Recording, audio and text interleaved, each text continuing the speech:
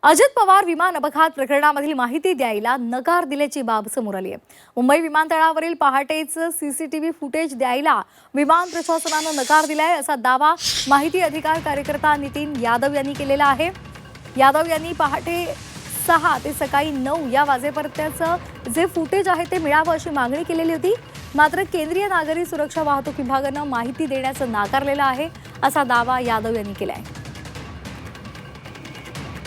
February रोजी आदरणीय दादांचं जे मुंबई आंतरराष्ट्रीय विमानतळ आहे त्या ठिकाणचं पहाटे 6 ते 9 या दरम्यानचे दिनांक 28 जानेवारी 2026 रोजीचे त्या ठिकाणचे जे सीसीटीव्ही फुटेज त्या विमानतळावरील असेल त्याची मागणी जी मी आहे ती आंतरराष्ट्रीय विमानतळावरती जी देखरेख करणारी जी केंद्राची संस्था विमान वाहतुकालय जे आहे तर त्यांच्याकडे ती मागणी केली होती।